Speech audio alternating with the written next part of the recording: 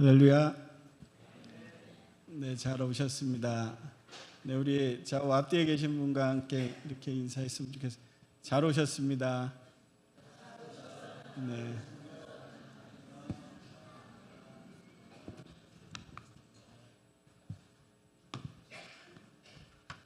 네, 저희가 이제 오후에는 성경 개관에 대해서 함께 나누고 또 여러분들에게 도움을 드리고자 지금 나누고 있는데요. 저희가 에스더 그리고 에스라, 오늘 느헤미야가 이제 진행이 되게 됩니다. 여러분들 에스더 기억나시고 또 에스라 저희가 두 시간에 걸쳐서 에스라를 함께 나눴는데 에스더 그리고 에스라 이 느헤미야는 다 회복에 대한 그러한 주제로 진행이 되거든요. 우리가 에스라에는 어떻게 보면 성전이 회복되는 것 그리고 말씀이 회복되는 것 중심으로 이 에스라가 진행이 됐다 그러면 에스더는 이제 유대 민족이 다시금 이 죄에서 그리고 사망에서 회복되는 그러한 사건들이 이 에스더에 기록이 되어 있습니다. 그리고 마지막 이 느헤미야는 바로 이 성벽이 이 회복됨으로 말미암아 이 모든 이 회복의 사역들이 이제 마침표를 찍게 됩니다. 이 느헤미야는 저희가 한 두 번에 걸쳐서 느헤미야를 좀 나누도록 하겠습니다. 첫 번째는 이 성벽이 재건되는 그러한 부분들 저희가 좀 중심으로 나누고요. 그리고 두 번째 이 말씀으로 다시금 이 이스라엘 이 유대 민족들을 개혁하는 이 에스라와 느헤미야의 이 사역들을 좀 중심으로 함께 살펴보고 또 이 느헤미야가 재건한 이 성벽에 보면 여러 문들이 있거든요. 그 문들이 의미하는 바가 무엇인지를 우리가 다음 시간에 좀 함께 나누기를 원합니다. 자, 이 느헤미야는 제가 우리 중고등부 오늘 예배해 보니까 우리 배소정 선생님이 말씀을 나누셨거든요.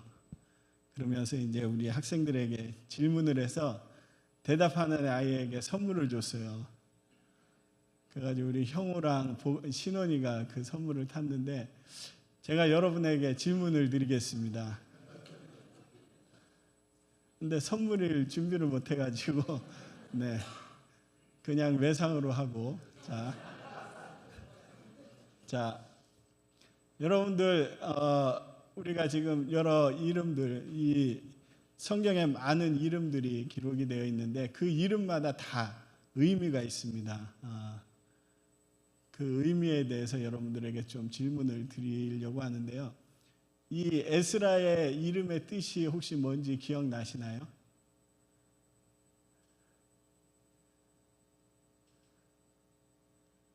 뭔가가 많이 있었는데 그죠? 뭔가 휙 지나가기도 하고. 자, 여호수아의 뜻은 뭔지 아세요? 네, 구원이죠. 호세아의 뜻은요? 네, 호세아도 똑같이 구원자라는 뜻이거든요.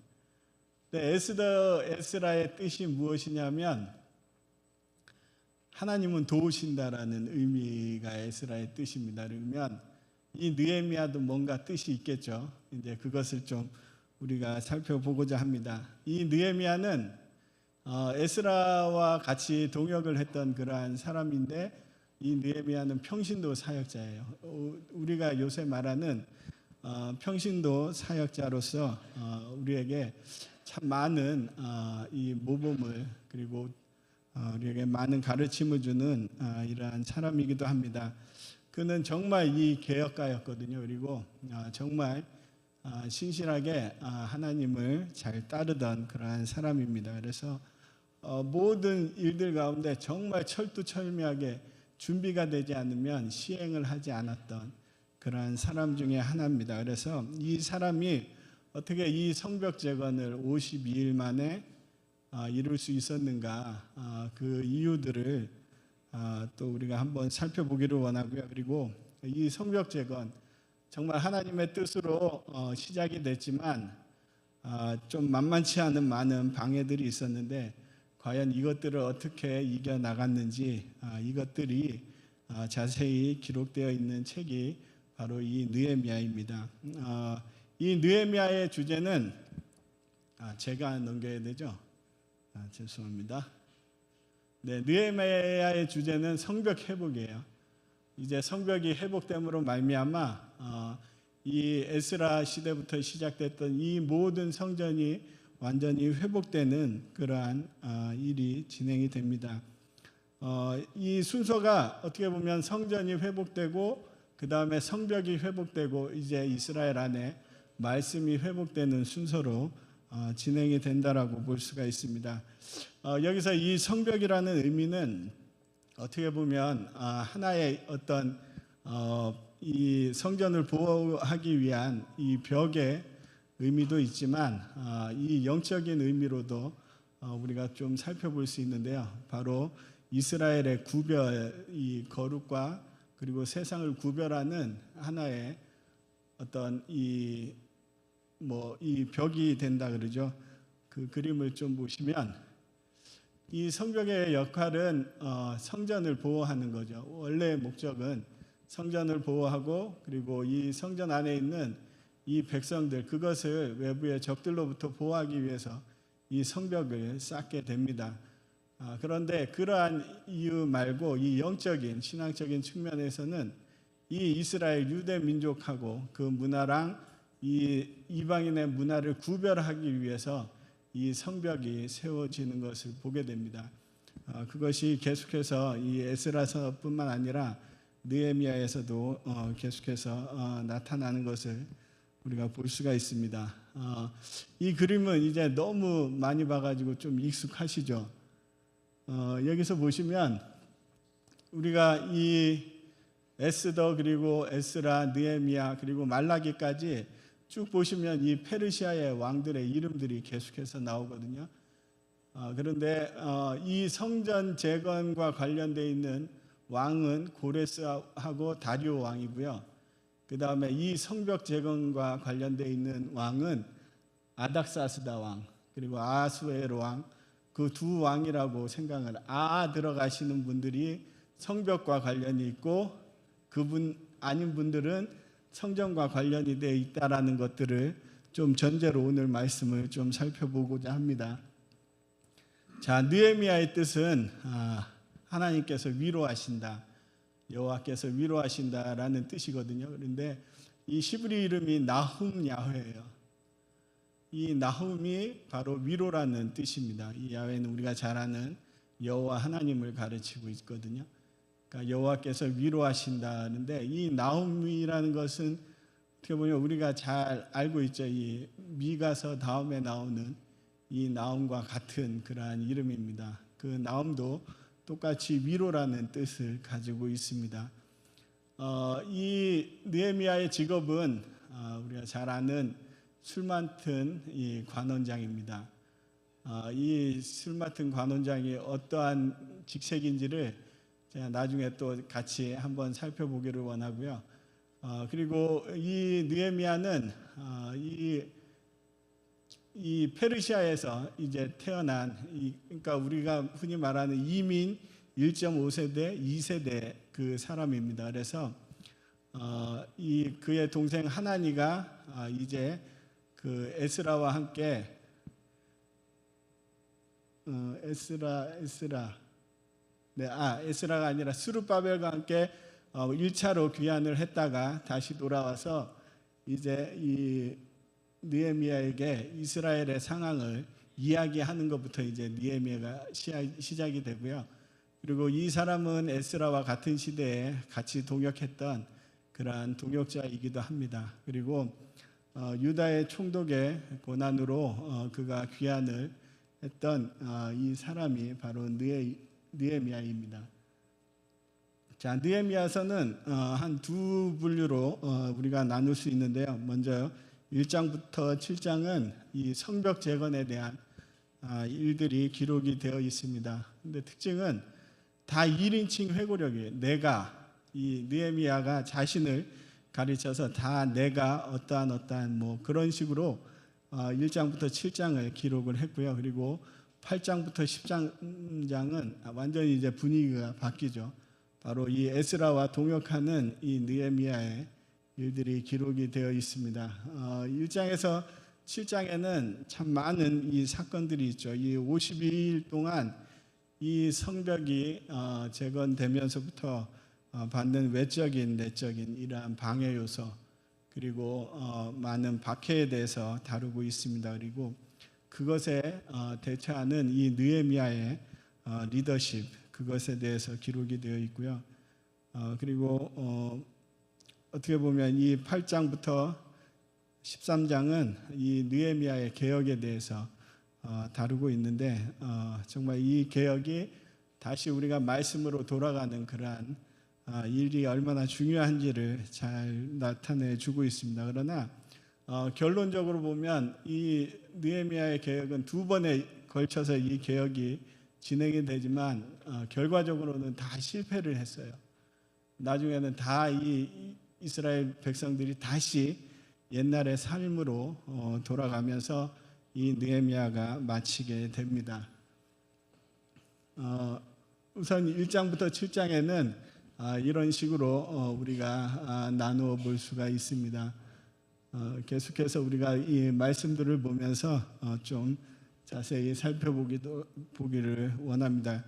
우리가 왜 느헤미야를 읽어야 되느냐, 이 느헤미야가 왜 중요하냐, 우리에게 어떤 영적인 원리들을 가르쳐주는 그러한 책이기도 합니다. 이 기도가 왜 중요한지, 이 리더십이 왜 중요한지, 그리고 우리 가운데서 예배가, 진정한 예배가 회복되는 것이 왜 중요한지를 이 느헤미야는 다 이야기하고 있거든요. 그리고 정말 우리 안에서 이러한 개혁이 왜 필요한지를 느헤미야는 우리에게 잘 설명을 해주고 있습니다. 그래서 현대의 이전의 유대인들뿐만 아니라 지금의 그리스도인들 안에서도 이 영적인 원리들, 이것들을 이 느헤미야를 통해서 발견하는 것이 얼마나 중요한지를 우리가 그 말씀을 통해서 또 알아갈 수 있습니다. 자, 이 느헤미야가 왜 성벽 재건을 결심하게 되는 계기가 있습니다. 우리 에스라서에 나와 있는데요. 자, 이 에스라서 4장 12절에 보면 이 에스라는 성벽이 아니라 성전 재건과 관련이 있는 그러한 부분이잖아요. 그런데 에스라서 4장에 이러한 것들이 기록이 되어 있습니다. 우리 4장 12절에서 13절 있는 말씀을 우리 같이 한번 읽어보겠습니다. 왕에게 아뢰나이다. 당신에게서 우리에게로 올라온 유다 사람들이 예루살렘에 이르러 이 패역하고 악한 성읍을 건축하는데 이미 그 기초를 수축하고 성곽을 건축하오니 이제 왕은 아시옵소서. 만일 이 성읍을 건축하고 그 성곽을 완공하면 저 무리가 다시는 조공과 관세와 통행세를 바치지 아니하리니 결국 왕들에게 손해가 되리이다. 자, 이 말씀은 어떤 말씀이냐면 이 24절에 보면 이 왕이 누군지를 알려주거든요. 바로 이 왕이 아닥사스다 왕이에요. 제가 여러분 서두에 말씀을 드렸죠. 이 아는 성벽 재건과 관련되어 있는 왕이고 아가 아닌 왕들은 성전과 관련되어 있는 왕들이다. 그러니까 아닥사스다 왕에게 조서를 보내면 이 성벽과 관련된 일로 인해서 이 편지를 보냈다는 것을 알 수가 있는데 이 에스라 4장에 이게 기록이 되어 있거든요. 벌써 이 성전이 재건이 되고 이 무너진 성벽들이 어느 정도 이 재건이 되고 있었다는 것을 이 에스라 4장은 이야기를 하고 있습니다. 그런데 이 대적들이 이 성벽이 재건되는 것을 보고 무엇라고 이제 투서를 하냐면, 이 성벽이 이제 다 건축이 되면 이제 이 사람들은 이 왕의 지배에서 벗어나게 됩니다.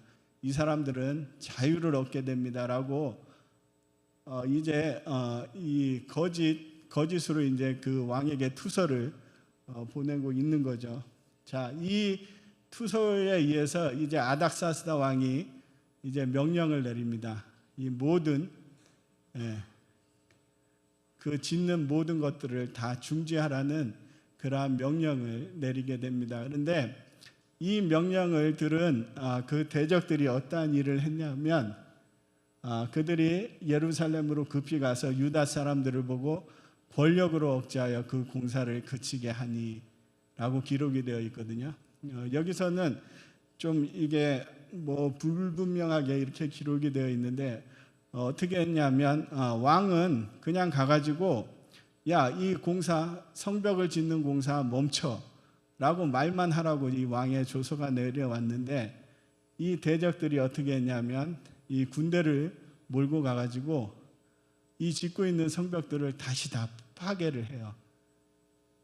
그리고 거기에 있는 이 유대 사람들을 이제 유대 사람들에게 많은 이 환난을 주는 이 일들, 이것을 그 느헤미야의 동생 하나니가 겪고 이제 느헤미야에게 와서 이야기를 하게 됩니다. 그래서 느헤미야 1장에서는 이 하나니의 말을 듣고 이제 느헤미야가 이 성벽 재건에 대한 그러한 이 결심들을 하게 되는 그러한 계기가 되죠. 이 느헤미야는 이 하나님의 말을 듣고 어떤 행동을 했냐면 앉아서 수일 동안 슬퍼하며 하늘의 하나님 앞에 금식하며 기도를 했습니다. 왜 느헤미야가 이렇게 기도를 했을까요? 그냥 마음이 아파서요? 뭐 이 동족의 아픔을 같이 겪는 그러한 것들이 있을 수도 있겠지만 이 기도를 통해서 이제 이 성벽 재건이 자기에게 주어진 일임을 그 사명을 이 느헤미야가 받게 됩니다. 자, 느헤미야는 계속해서 이 하나님께 이제 기도를 하거든요. 근데 기도를 하는 방법들을 우리가 함께 살펴보기를 원합니다. 1장 5절에 있는 말씀인데요. 우리 함께 읽겠습니다. 하늘의 하나님 여호와 크고 두려우신 하나님이여 주를 사랑하고 주의 계명을 지키는 자에게 언약을 지키시며 긍휼을 베푸시는 주여 간구하나이다. 자, 하나님의 이름을 먼저 송축하죠. 하나님 정말 이 크고 두려우신 하나님이신데 이 주를 사랑하고 주의 계명을 지키는 자들, 그 사람에게 언약을 지키는 분이신 거를 제가 믿습니다. 저에게 이 긍휼을, 우리 민족에게 긍휼을 베푸시는 주님을 믿고 간구하오니, 그러면서 또 무슨 기도로 이어지냐 하면 바로 그 민족들이 지은 죄에 대해서 이제 회개를 하게 됩니다. 우리 함께 읽겠습니다. 이제 주의 종들인 이스라엘 자손을 위하여 주야로 기도하오니 우리 이스라엘 자손이 주께 범죄한 죄들을 자복하오니 주는 귀를 기울이시며 눈을 여시사 종의 기도를 들으시옵소서. 나와 내 아버지의 집이 범죄하여, 이 죄에 대한 것들을 다 이제 회개를 하죠. 이스라엘이 지었던 죄, 그리고 자기의 집이 지었던 그러한 모든 죄들을 이제 회개하는 그러한 기도를 올리게 됩니다. 그러면서 정말 이 하나님이 이 이스라엘 백성들 가운데 어떠한 약속을 하셨는지를 다시 하나님께 기억을 시키는 그러한 기도를 올려드리는 것을 보게 됩니다. 우리 8절에서 9절에 있는 말씀 함께 보겠습니다. 옛적에 주께서 주의 종 모세에게 명령하여 이르시되 만일 너희가 범죄하면 내가 너희를 여러 나라 가운데 흩을 것이요 만일 내게로 돌아와 내 명령을 지켜 행하면 너희 쫓긴 자가 하늘 끝에 있을지라도 내가 거기서부터 그들을 모아 내 이름을 두려고 택한 곳에 돌아오게 하리라 하신 말씀을 이제 청하건대 기억하옵소서. 아멘. 하나님이 약속하신 그 약속의 말씀, 그것을 붙들고 이제 이 느헤미야가 주님께 나아가는 것을 보게 됩니다. 그리고 정말 이들이 이 유대 백성들, 이스라엘 백성들이 정말 이 주님의 이 강한 손으로 구속하신 이 주님의 백성이라는 것을 기억하시라고 또 하나님께 간구하는 느헤미야의 모습을 보게 됩니다. 느헤미야가 이런 간구의 기도를 드림으로 말미암아 이제 느헤미야가 어떠한 일들을 응답을 받게 되냐면 11절 우리 마지막이 노란색으로 된 것을 함께 읽겠습니다. 그때 내가 왕의 술관원이 되었느니라. 아멘. 자, 느헤미야가 이렇게 기도를 드린 것이 어떻게 보면 지금 이 기슬월의 이 수상궁에 있고 이 하나니야를 통해서 이제 그 예루살렘의 일들을 듣게 되죠. 그때부터 이제 금식하며 기도하는 그 느헤미야의 모습이 있는데요. 그리고 이 술관원이 된 것이 바로 니산월의 술관원으로 그가 이제 승진하는 것을 보게 됩니다. 이 시간이 한 4개월 정도 시간차가 있는데요. 이 4개월 동안 그는 이 하나님의 응답을 기다리고 계속해서 하나님께 간구하는 그러한 느헤미야의 모습을 보게 됩니다. 그래서 그가 이제 술 맡은 관원장이 되었다고 1장 11절에 기록이 되어 있는데요. 이 술 맡은 관원장, 그것은 이 느헤미야가 이제 내가 이 성벽 재건을 위해서 내가 헌신하겠다라고 그가 작정하고 그렇게 기도를 했잖아요. 그런데 왜 하나님께서는 이 성벽 재건의 일들을 직접적으로 감당하는 일들을 맡은 그러한 보직으로 이끄신 것이 아니라 이 술 맡은 관원장, 이 보직으로 하나님께서 왜 느헤미야를 이끄셨는지 우리가 함께 보기를 원합니다. 이 술 맡은 관원장은 우리가 이 요셉의 이야기에서도 우리가 많이 들었죠. 이 술 맡은 관원장과 떡 맡은 관원장에 대해서 들었는데 저희는 그 이야기를 들으면 참 뭐 이런 직종도 다 있나라고 생각하실 수 있을 거예요. 저도 뭐 그렇게 생각을 했는데 이 술 맡은 관원장이라는 것은 왕이 마시는 모든 뭐 음료에 대한 것들을 다 관장하는 그러한 직책입니다. 그래서 어떻게 보면 이 왕의 이 마시는 것을 다 관장하는 그러한 사람이라고 보시면 되고요. 그리고 이 술 맡은 관원장이나 떡 맡은 관원장은 왕의 가장 신뢰하는 사람을 세우는 그러한 세운다고 하거든요. 왜냐하면 예전에 이제 저희 나라도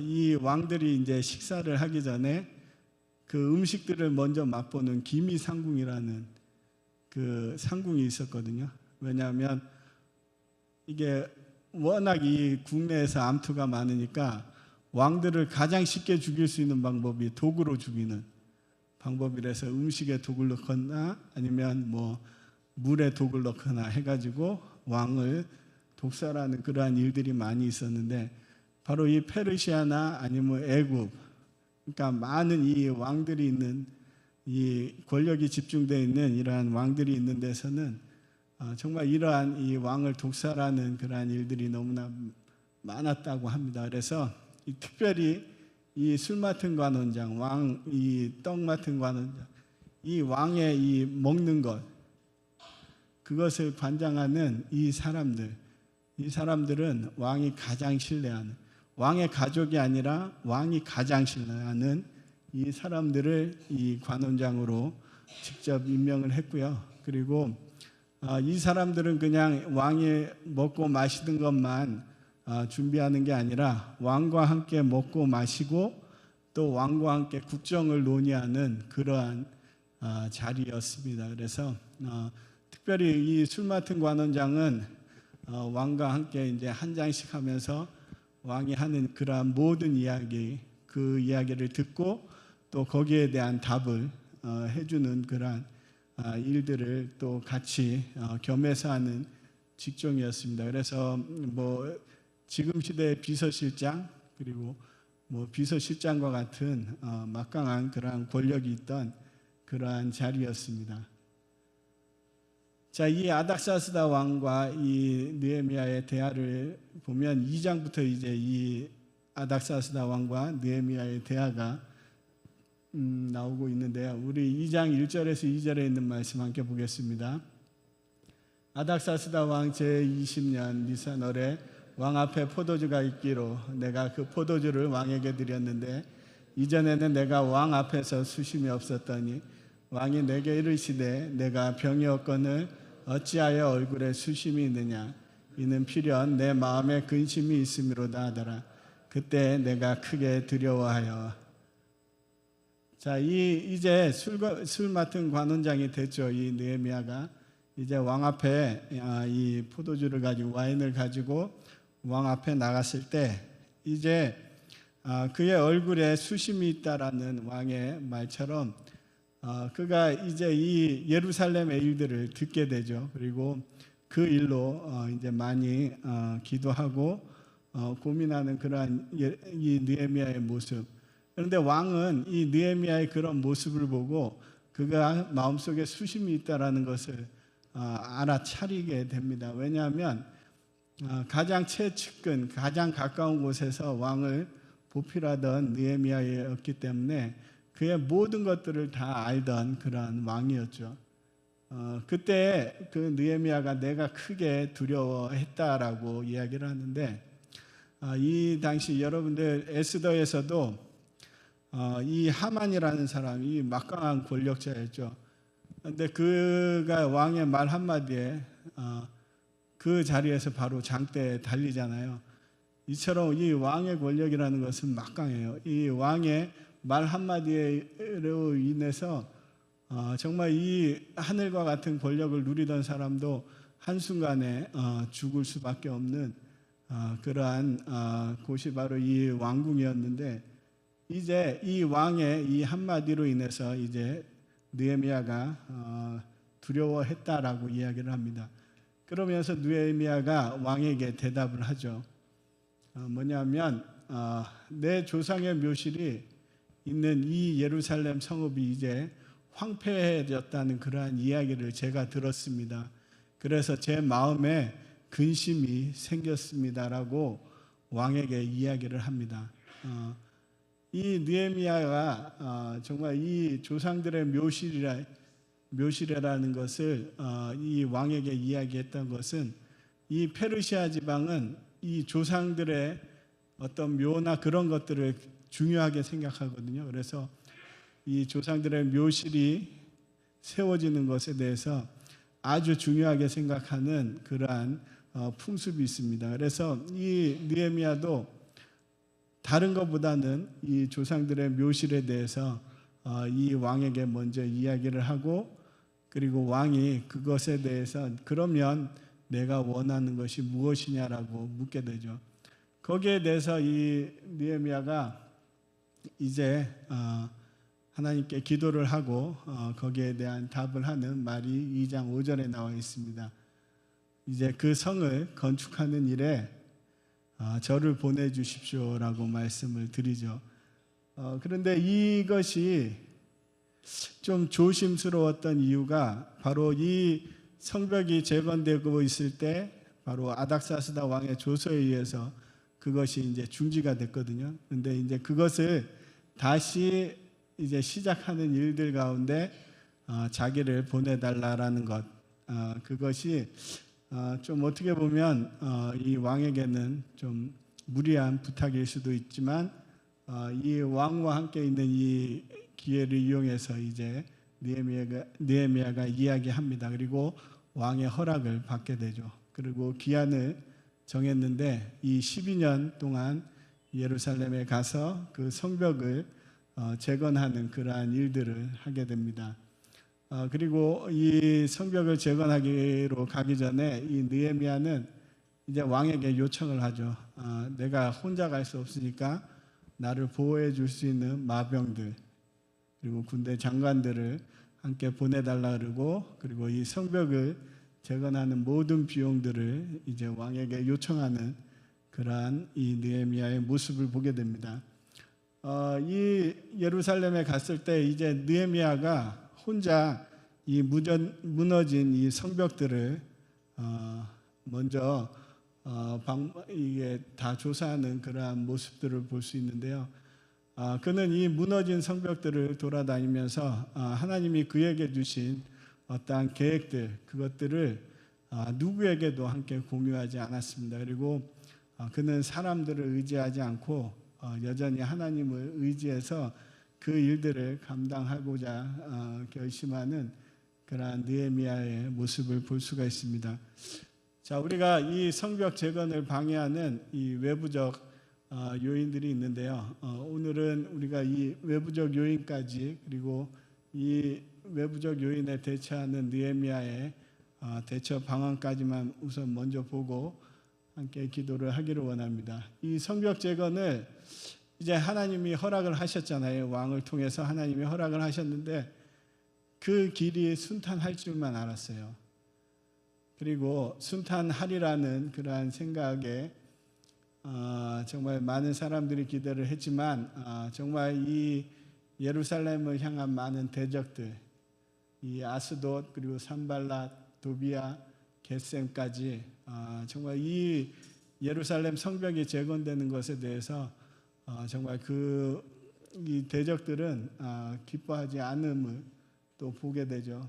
그가 이스라엘 자손을 흥황하게 하는 이 느헤미야로 인해서 그들이 근심했다라고 기록을 하고 있습니다.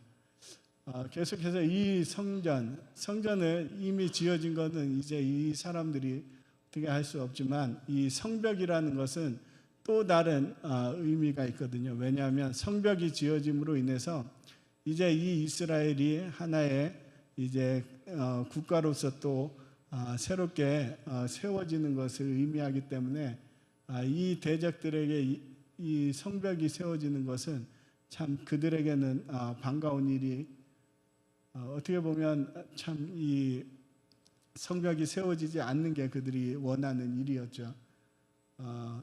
우리 느헤미야 4장 1절에서 3절에 있는 말씀 함께 읽겠습니다. 산발랏이 우리가 성을 건축한다 함을 듣고 크게 분노하여 유다 사람들을 비웃으며 자기 형제들과 사마리아 군대 앞에서 일러이 말하되 이 미약한 유다의 사람들이 하는 일이 무엇인가? 스스로 견고하게 하려는가? 제사를 드리려는가? 하루의 일을 마치려는가? 불탄 돌을 흙 무더기에서 다시 일으키려는 하고 암몬 사람 도비아는 곁에 있다가 이르되 그들이 건축하는 돌 성벽은 여유가 올라가도 다 곧 무너지리라 하더라. 아멘. 자, 이 대적들이 계속해서 이 방해하는데 그들이 직접적으로 이 성벽을 재건하는 것을 방해하는 것이 아니라 이 내부적으로 그것들이 이루어지지 못하게 계속해서 이 유대 사람들을 흔들고 있거든요. 야, 너네가 하는 일들이 다 헛된 일이야 라는 것들을 계속 사람들에게 주입을 하면서 자, 이것은 성공 못할 일이야 라고 계속해서 이 사람들을 미혹하고 사람들 안에 정말 이 일들이 이루어지지 못하도록 그들의 어떠한 한 공동체의 신뢰감들을 무너뜨리는 일들을 계속해서 하는 것을 볼 수가 있습니다. 그리고 어느 정도 이 느헤미야에 의해서 이제 성벽이 재건되는 그러한 일들이 진행되면서부터 이제 그들이 실질적으로 그들이 일하는 것을 보게 되는데요. 이 4장 7절에서 8절을 보면 예루살렘 성이 중수되어 그 허물어진 틈이 메꾸어져 간다함을 듣고 그들이 심히 분노하여 다 함께 꾀하기를 예루살렘으로 가서 치고 그것을 요란하게 하자라고 결의를 하게 됩니다. 자, 그리고 또 어떠한 일을 이들이 꾸미냐 하면 바로 이 느헤미야를 암살하고자 하는 그러한 일들을 꾸미거든요.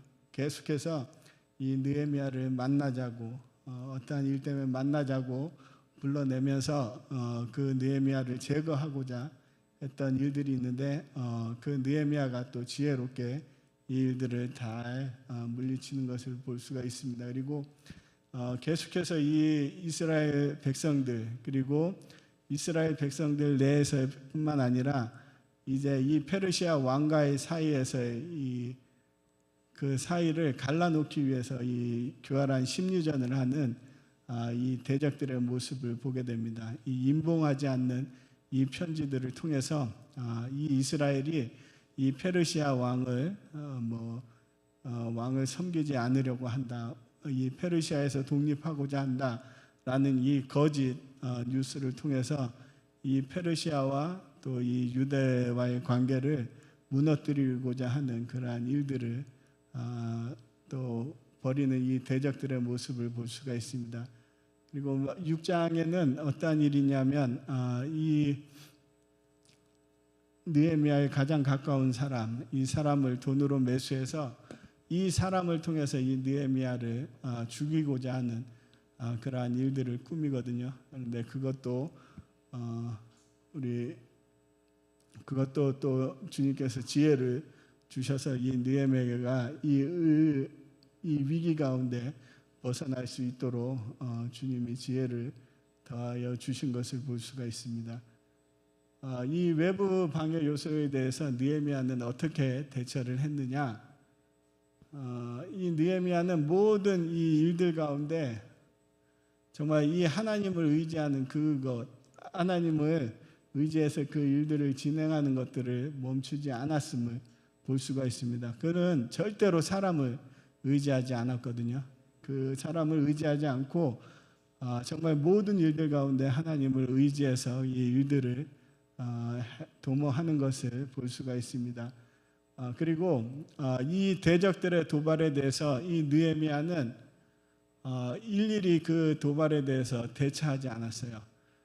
그들의 도발에 대해서 이 느헤미야는 어떠한 일을 했냐면 그들이 도발이 있을 때 그 도발하는 사람들을 이제 하나님께 그 도발하는 모든 문제를 가지고 하나님께 나아가는 느헤미야의 모습을 볼 수가 있습니다.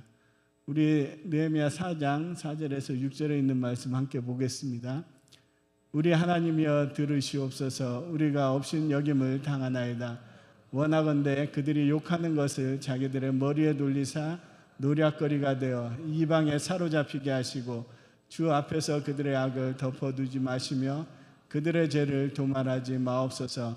그들이 건축하는 자 앞에서 주를 노하시게 하였음이니이다 하고 이에 우리가 성을 건축하여 전부가 연결되고 높이가 절반에 이르렀으니 이는 백성이 마음들여 일을 하였음이니라. 아멘. 자, 이 모든 이 대적들의 도발에 대해서 느헤미야는 일일이 그들을 대응한 것이 아니라 이 모든 문제를 하나님께 가지고 나가게 됩니다. 그리고 이 대적들의 도발을 통해서 어떠한 일들이 일어나냐 하면 이 이스라엘 백성들의 마음이 하나로 모이게 됐어요. 이 도발에 대해서 하나되어 모이게 되고 그러므로 인해서 이 성벽이 52일 만에 이제 재건되는 것을 볼 수가 있습니다. 그리고 그들은 이 모든 도발에 대응해서 열심히 일도 하지만 그 도발에 대응해서 그들이 이제 싸움을 준비하는 그러한 이 이스라엘의 모습을 볼 수가 있습니다. 우리 말씀 같이 읽겠습니다. 그때로부터 내수와 사람들의 절반은 일하고 절반은 갑옷을 입고 창과 방패와 활을 가지고 만장은 유다 온 족속의 뒤에 있었으며 성을 건축하는 자와 짐을 나르는 자는 다 각각 한 손으로 일을 하며 한 손에는 병기를 잡았는데 건축하는 자는 각각 허리에 칼을 차고 건축하는 나팔 부는 자는 내 곁에 섰느니라. 아멘. 자, 일을 하면서 모든 이 싸움에 대비하는 이 이스라엘 백성들의 모습을 볼 수가 있습니다. 이 성벽 재건을 방해하는 내부적 요소도 있는데요. 이 내부적 요소는 우리가 다음 주에 다음에 같이 우리 8장부터 하면서 여기서부터 함께 살펴보도록 하겠습니다. 이 느헤미야는 어떻게 보면 이 평신도 사역자로서 이 하나님의 이 부르심에 순종해서 왔지만 그 모든 일들 가운데 그는 이 사람을 의지하지 않고 자기의 생각을 의지하지 않았던 그러한 사람임을 우리가 볼 수 있습니다. 그리고 모든 일들 가운데 기도를 하며 그 기도의 응답이 오기까지 그는 움직이지 않았던 그런 사람이기도 합니다. 이 느헤미야의 이 성벽 제거는 어떻게 보면 지금 이 교회가 받은 이 사명이기도 하거든요. 바로 말씀과 기도로 이 교회들이 이제 그 성벽을 쌓는 그러한 성벽을 재건하는 일들을 이제 하나님께서 교회들에게 맡기셨습니다. 그래서 교회들은 이 무너지는 이 황폐한 이 세대 그리고 다음 세대를 위해서 이 말씀과 기도로 성벽을 쌓는 그러한 사명을 우리 교회들에게 주셨는데 우리 이 주님이 주신 사명 가운데 우리가 믿음으로 그리고 더 기도함으로 이 일들을 잘 감당하시는 우리 모든 충만교회 성도님들이 되시기를 예수님의 이름으로 축복합니다. 그리고 우리 느헤미야처럼 정말 이 기도하고 또 주님의 말씀을 기다리고 그 말씀을 받고 행하는 정말 이 믿음의 사람들이 되시기를 예수님의 이름으로 축복합니다. 네, 우리 함께 기도하기를 원합니다. 우리 정말 이 말씀을 통해서 정말 우리가 느헤미야처럼 주님의 말씀을 듣고 또 말씀과 기도로 이 성벽을 쌓는 이 일들 가운데 우리를 불러주셔서 감사합니다. 우리 먼저 감사를 주님께 올려드립시다. 그리고 정말 이 다음 세대를 위해서 우리가 더 말씀과 기도로 이 성벽을 쌓는 주님의 교회로 온전히 서겠습니다. 그래서 우리 다음 세대들 그리고 이 황폐한 이 세대를 다시 주님의 말씀 가운데 회복시키는 그 주님의 교회로 우리를 사용해 주십시오. 우리 정말 다시 한번 주님께 기도함으로 나가기를 원합니다. 우리 기도하시겠습니다. 주여! 네, 주님 감사합니다. 우리 느헤미야와 같이 정말 우리를 아버지 하나님 말씀과 기도로 주님의 이 교회 가운데 아버지 이 성벽을 쌓는 일들 가운데 주님 우리를 불러주셔서 주님 감사합니다. 주님 우리가 정말 아버지 하나님 주님의 말씀에 순종하고 아버지 하나님 더욱더 기도함으로 주님 아버지 이 세대 가운데 무너진 모든 것들을 다시금 아버지 하나님 재건하며 아버지 주님께는 말씀으로 돌아가는 그 일들 가운데 아버지 순종하는 주님의 교회로 온전히 설 수 있도록 주님 인도하여 주시옵소서. 주여 정말 아버지 더욱더 말씀과 기도로 주님 앞에 나아가면 아버지 우리가 될 수 있도록 주님 인도하여 주시고 더 주님의 말씀 가운데 귀를 기울이고 그 말씀을 듣고 행하는 주님의 교회로 온전히 설 수 있도록 주님 인도하여 주시옵소서. 주님 감사합니다. 아버지 느헤미야의 아버지 이 삶이 우리의 삶이 되게 하시고 정말 아버지 하나님 느헤미야의 모든 아버지 리더십과 아버지의 영적인 결단력들을 우리 가운데 더하여 주셔서 정말 아버지 이 세대 가운데 주님의 이 영광을 살 수 있도록 주님 더하여 주시옵소서. 주님 감사합니다. 정말 이 느헤미야와 같이 이 땅에 이 무너진 이 성벽들을 재건하는 그 일들 가운데 우리를 불러주셔서 주님 감사합니다. 주님 이 황폐한 이 세대 가운데 그리고 무너진 다음 세대를 위해서 우리가 더 말씀과 기도로 아버지 이 무너진 성벽들을 재건하는 주님의 교회로 온전히 부르심을 받고 그 부르심에 순종하는 우리 충만교회 모든 성도들이 될 수 있도록 주님 인도하여 주시옵소서.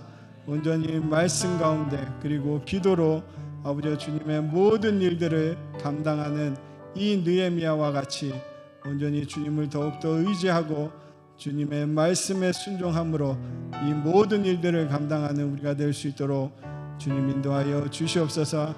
주님 감사합니다. 정말 우리 가운데 정말 이 말씀을 통해서 우리를 위로하시고 또 우리를 도우시는 주님을 발견하고 그 주님으로 인해 더욱더 기뻐하며 감사하는 우리의 삶이 될 수 있도록 인도해 주셔서 감사합니다. 주님 오늘도 주님 우리가 더 주님을 의뢰하고 주님을 의지하고 주님을 만나는 이 복된 일들 가운데 더 열심을 내는 우리 모든 충만교회 성도들이 될 수 있도록 주님 인도하여 주시옵소서. 감사하며 예수님의 이름으로 기도드립니다. 아멘.